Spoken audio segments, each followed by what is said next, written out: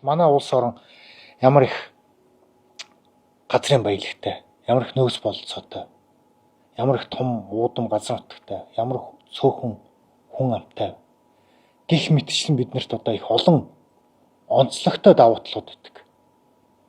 Тэгэхэд нөгөө бидний явж чадсан, явж үзснүүд нь үзсэн, хэвлэл мэдээлэл, сошиал ертөнцөөр харснууд нь харсан, тэр дэлхийн хөгжилд хүрсэн, тэр Арабын нэгдсэн Эмиратч гэдэг юм уу, тэр Сингапур гэдэг юм уу, Швейцарч гэдэг юм уу, тэр Өмнөд Солонгос гэдэг юм уу, тэр улс орнуудын хэмжээнд хүрчих боломж болцоо, цаг хугацаа, нөөц болон бүрэн байсан биднэрт.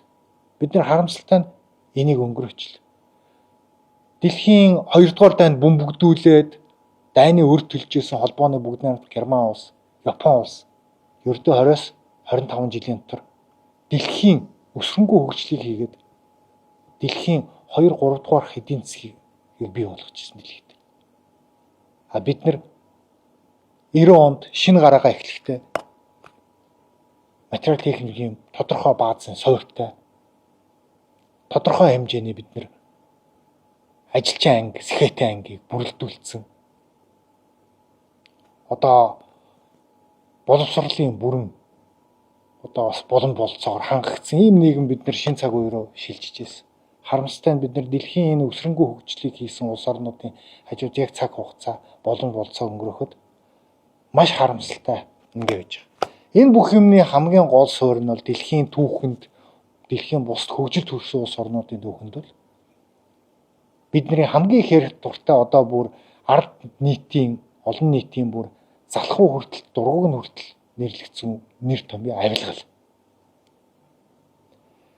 Манай улс авилгалтай байхад бол 15 толгойтой, 20 оюутлоготой гадч хөгжихгүй. Авилгалтай улс яаж бүрэн бүтэн байдлаа алдаж, улс орн нь дампуурж, хүн ард нь үхэж, тусгаар тогтнолоо алдыг Украины жишээ харуулж байна.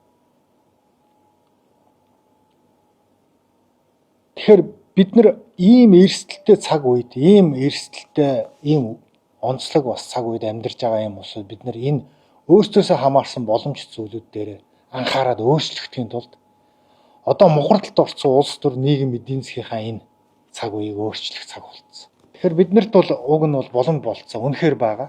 Тэгээ бид нар одоо энэ дээр л өөрсдөө хөгшин залуугүй, нэгийг хардаж сэрдэлгүй энэ эрх мэдэлд байгаа, өөрсдөө сонгуулаараа эрх мэдлээ өгсөн улсыг хурлаа шахаж шаардаж хүсэл зорилгоо тулгаж иж энэ ард нийтийн санал асуулгыг хэрэгжүүлж шин цаг үеийг эхлүүлэх хэрэгтэй.